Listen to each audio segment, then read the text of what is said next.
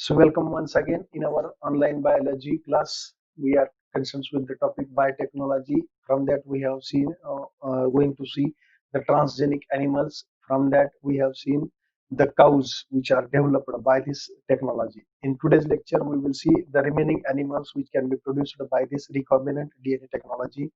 The transgenic sheep.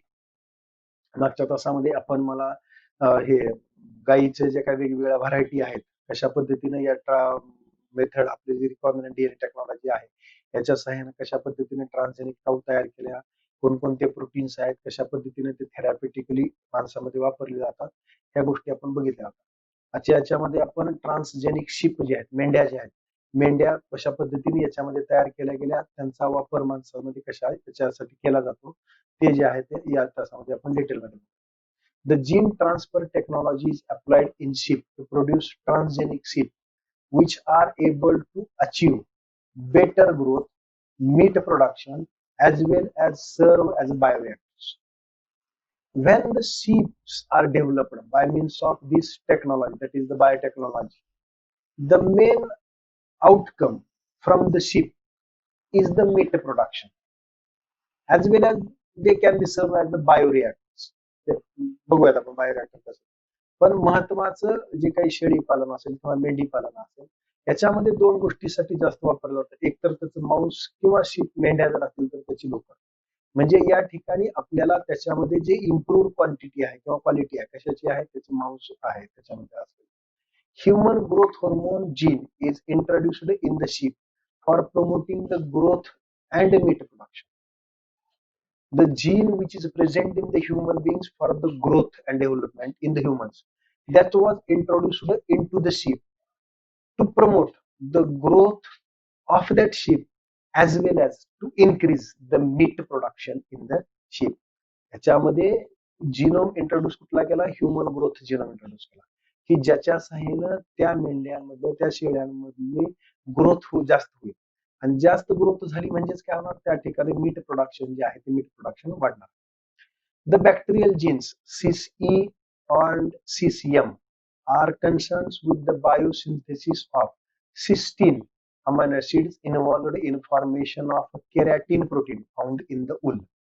Now the second product which is useful from that sheep that is the wool ज्याला लोकर आपण म्हणतो मेंढ्यांपासून मिळणारी जी लोकर आहे त्याच्यासाठीचे जे जीन्स आहेत जे बॅक्टेरियामध्ये आहेत कोणते CIS-E आणि CIS-M हे जीन आहेत ते कशासाठी गरजेचे आहेत सिस्टीन अमायनो ऍसिड तयार करण्यासाठी आवश्यक आहे ते सिस्टीन अमायनो ऍसिड कशासाठी इन्व्हॉल्व आहेत for the formation of केरॅटिन protein which is present in the ओल साखळी कशा पद्धतीने झाली पहा त्यांच्यामध्ये सिस्टीन अमायनो ऍसिडचं तयार होण्यासाठी दोन जीन इंट्रोड्यूस केले CIS-E आणि CIS-M ह्या सिस्टीन अमायनो ऍसिड काय करतो तर केरॅटिन नावाचं जे प्रोटीन आहे जे लोकरीमध्ये जास्त प्रमाणात असतं ते केरॅटिन प्रोटीन तयार करण्यासाठी ते शेळ्या मेंढ्यांमध्ये उपयोगी आहे मग जेवढ्या जास्त प्रमाणात केरॅटिन प्रोटीन तयार होईल तेवढ्या जास्त प्रमाणात चांगल्या प्रतीची लोकर जी आहे त्याच्यापासून आपल्याला मिळू शकते both these genes are identified cloned and introduced in sheep to increase the wool production and to improve the quality of the wool. So that gene is identified, isolated and introduced. जे बॅक्टेरियामध्ये ते jeans आहेत ते identify केले गेले त्यांना isolate केले गेलं त्यांचं क्लोन तयार केलं गेलं आणि ते कशात इंट्रोड्यूस केलं मेंढ्यामध्ये इंट्रोड्यूस केलं त्याच्यामुळे त्यांच्यामध्ये केरॅटिन जास्त प्रमाणात तयार झालं केरॅटिन जास्त प्रमाणात तयार झाल्यामुळे त्यांच्यामध्ये लोकरीचं उत्पन्न आणि लोकरीची क्वालिटी या दोन्ही गोष्टीमध्ये वाढ झालेली आपल्याला दिसून so this is one of the transgenic ship which was developed by introduction of these genes. As these genes are introduced, the cysteine amino acid is produced in large quantity. As the cysteine is produced in large quantity, the keratin, which is useful for the development of the wool in that specific ships, was also increased.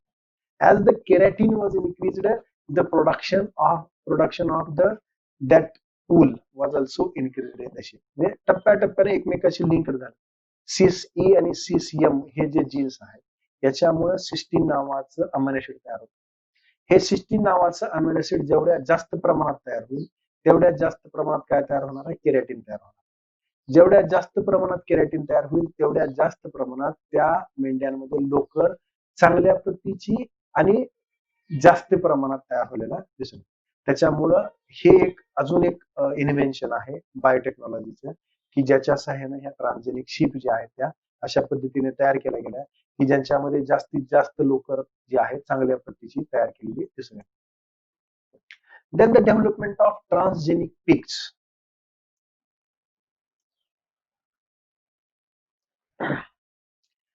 The objective of gene transfer in the pig is to increase the growth and meat production and to act as a bioreactors. Now, as far as the pigs are concerned, the pigs are generally popularly used for the consumption of the meat produced by them. Pigs जे आहेत, डुकरं जे आहेत, आपल्या भारतामध्ये याचा वापर जास्त होत नाही, परंतु बाहेरच्या देशामध्ये जे मांस खाल्लं जातं, मांस फक्त ह्या डुकरांचंच खाल्लं जातं. त्याच्यामुळं त्याच्यासाठीच डेव्हलपमेंट जे करायचे ट्रान्सजेनिक जे पिग्स डेव्हलप करायचे त्याच्यासाठीचं मेन ऑब्जेक्टिव्ह जे असणार आहे that is to increase the growth and meat production in the pigs. Pigs are regarded as the most suitable animals to be bred for heart transplant because a pig heart is about the same size of human heart, and the pig heart valve have been used in the human heart surgery for over a decade. मांसासाठी तर याचा वापर भरपूर प्रमाणात दिसत. इथं आपण त्याला काय म्हटले बायोरिएक्टर्सला म्हटले. These pigs are also useful in different types of surgical processes in the human beings, especially heart surgeries. Because during heart transplantation, the pig heart plays very important role. कशामुळं the pig heart is about the same size of human heart. डुकराचं जे हृदय आहे त्याची size आणि माणसाच्या हृदयाची size सारखी आहे. त्याचबरोबर त्याचे वॉल्व्ह आणि माणसाचे वॉल्व्ह कसे सारखे आहेत. Pig heart valve have been used in the human heart surgery for over a decade. त्यांचे जे काही वॉल्व्ह आहेत त्या वॉल्व्हचा उपयोग माणसाच्या हार्टच्या सर्जरीमध्ये बऱ्याच वर्षापासून चालू आहे. आपल्या याच्यामध्ये थोडंसं ते आपल्याला माहित नसल्यामुळे एवढं काय वाटत नाही त्या गोष्टी, पण बाहेरच्या देशामध्ये या गोष्टीचा वापर जो आहे तो भरपूर प्रमाणात केला गेलेला आहे.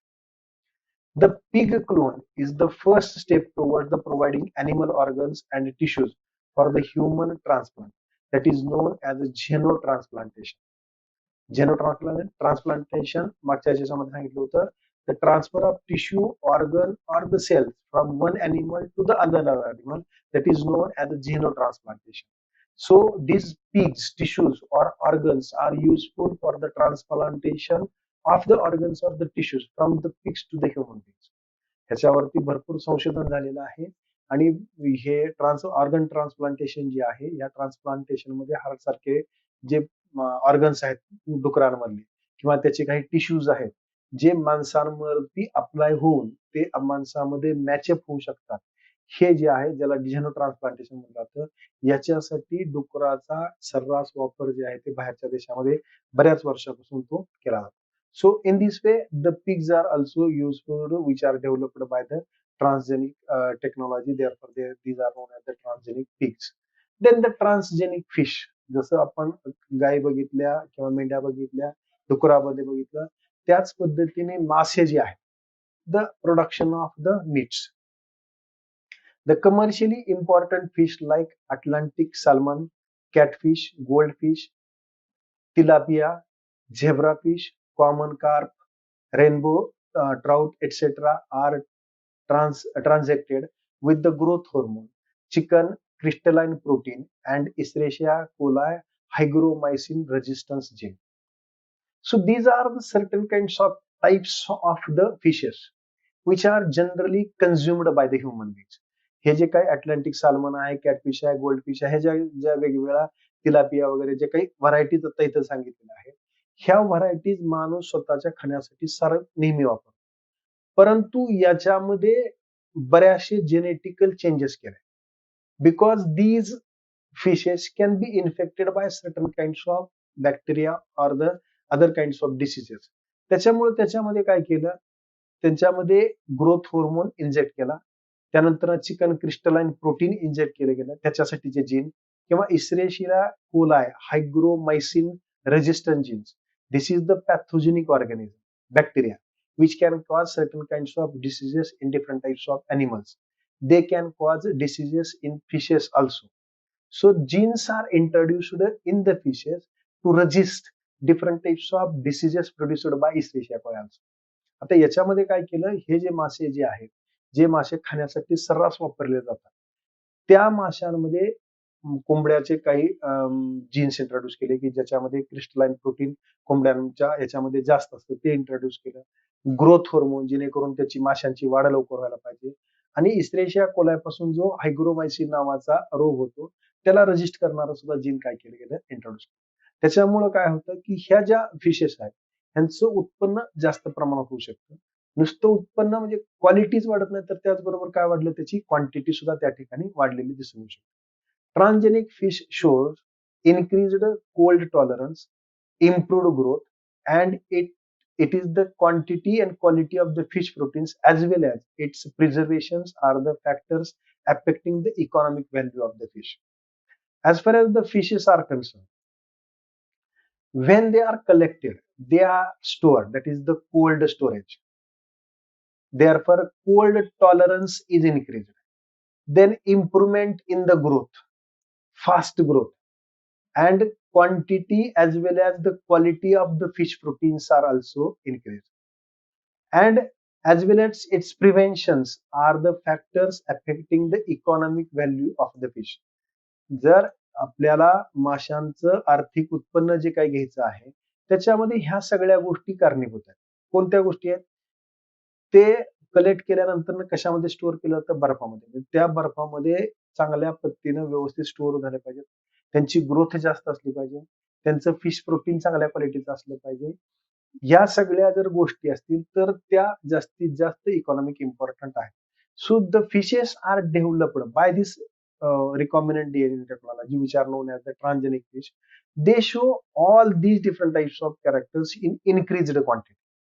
जे आता तयार केलेले आहेत या पद्धतीने, याच्यामध्ये सगळं उच्च प्रतीच्या सगळ्या गोष्टी ज्या आहेत त्या इंट्रोड्यूस केलेल्या आपल्याला दिसतात. So these are the some of the examples of different types of the proteins. This one is the Atlantic salmon, this one is the catfish, and this one is the goldfish. These are the some of the examples of the fishes which are consumed by the human beings as a food. माणसाने वापरलेले काही ज्या प्रजाती transgenic develop केलेल्या आहेत, हे जे आहे ते अटलांटिक साल्मन आहे, हा कॅटफिश आहे, किंवा हे जे गोल्ड फिश आहे, हे थोडेफार एक्झाम्पल्स आहेत की जे आपल्याला त्या ठिकाणी माशामध्ये आपल्याला दिसून येतात आणि त्यांची क्वालिटी आणि क्वांटिटी जी आहे ती improvement bye means of biotechnology केलेली दिसून येते. The next one is the transgenic chicken. ज्या काही सगळ्या आतापर्यंत आपण गोष्टी बघतोय ह्या सगळ्या माणसाच्याच फायद्याच्या. बऱ्याचशा प्रमाणात या सगळ्या प्राण्यांचं मांस जे आहे, मांस माणसाच्या खाद्यासाठी वापरलं जातं. त्याच्यापैकी हे चिकन एक आहे. It also carry and expresses foreign genes. The chickens which are developed, the hens which are developed by means of this transgenic biotechnology, they carry certain kinds of the foreign genes. They could be used to improve the genetic makeup of existing strains with respect to built-in in vivo resistance to different types of viral and coccidial diseases, better feed efficiency, lower fat, cholesterol levels, and high protein content eggs, and better meat quality. So the transgenic chickens which are developed, they are better than the existing strains. आता प्रचलित असलेल्या जे काही प्रजाती आहेत त्यांच्यापेक्षा काहीतरी उच्च प्रतीच्या गोष्टी सगळ्या कशा आहेत आता जे आपण चिकन मार्केटमध्ये आहेत त्याच्यामध्ये. तर त्यांच्यामध्ये पहिली गोष्ट, they are resistant to different types of viral and coccidial diseases. We all know that the chickens are majorly affected by different types of viral and bacterial diseases. आपल्याला हे सगळं प्रचलित आहे की कोंबड्यांना जास्त रोग कुठले होतात, एक तर व्हायरल इन्फेक्शन होतं किंवा बॅक्टेरियल इन्फेक्शन होतं. आताच्या ज्या कोंबड्या तयार केलेल्या आहेत ह्या सगळ्या गोष्टीला त्यांच्याकडे प्रतिकार शक्ती आहे. म्हणजे व्हायरल इन्फेक्शन सहजासहजी त्यांना होत नाही. बॅक्टेरियल म्हणजे हे कॉक्सिडल इन्फेक्शन जे आहे, कोकाय नावाच्या ज्या बॅक्टेरिया, आपण एक्झाम्पल्स बघितले ते कशाला कोकाय म्हणतात, सर्क्युलर असतील तर त्याला कोकाय म्हणतात, त्याच्यापासून होणारे रोग याच्यामध्ये जास्त प्रमाणात दिसून येतात. They have better feed efficiency. The meat which was produced by these chickens, they are with low fat and cholesterol levels. जे कोंबड्यांचं मांस आहे, या कोंबड्याच्या मांसामध्ये फॅट आणि कोलेस्टेरॉलचं प्रमाण फार कमी असतं and they contains high protein. त्यांच्या मांसामध्ये तर प्रोटीन जास्त प्रमाणात असतं. त्याचबरोबर त्यांची जी अंडी आहेत, त्या अंड्यामध्ये सुद्धा प्रोटीन जे आहे ते दोन्ही ठिकाणी आपल्याला जास्त असलेलं दिसून येतं. So therefore the chicken meat is preferred by different types of therapeutic uses. बऱ्याच वेळा असं म्हटलं जातं की रेड मीट पेक्षा व्हाईट मीट जे आहे, मग ते चिकन असेल किंवा फिशेस असेल, that one is the useful because these white meats contains low fats and low cholesterol, while red meat contains high content of fat and the cholesterol. जर उपचारात्मक जर विचार करायचा जर झाला तर बऱ्याच ठिकाणी असं प्रिपेअर केलं जातं, डॉक्टर्स असतील किंवा कोण असतील ते, ज्यावेळेस मांसाहार ज्यावेळेस करायचा असेल त्यावेळेस ज्या दोन गोष्टी आहेत त्याच्यामध्ये दोन प्रकार पडतात, एक रेड मीट म्हटलं जातं, एक व्हाईट मीट म्हटलं जातं. लाल मांस आणि पांढरं मांस. लाल मांस जे आहे बकरी असतील, गाई म्हणजे गाई असतील किंवा पिग्स असतील, यांचं जे मटण आहे ते रेड मीट मध्ये मोडतं. व्हाईट मीट मध्ये जे आहे चिकन आणि फिश यांचं मीठ. चिकन आणि फिशचं मांस जे आहे ते प्रिफर का केलं जातं, तर त्यांच्यामध्ये कोलेस्टेरॉल आणि फॅटचं प्रमाण कमी असतं आणि प्रोटीनचं प्रमाण जास्त असतं. त्यामुळे ह्या गोष्टी ज्या आहेत त्या जास्त प्रमाणात प्रिफर केल्या.